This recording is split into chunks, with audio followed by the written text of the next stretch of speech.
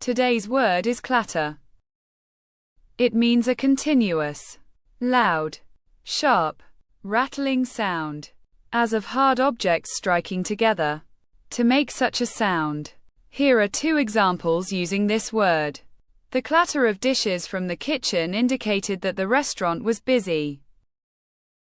The horse's hooves clattered noisily on the cobblestone street.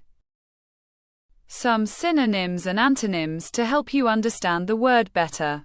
Synonyms are rattle, clang, clank. Antonyms are silence, stillness, hush.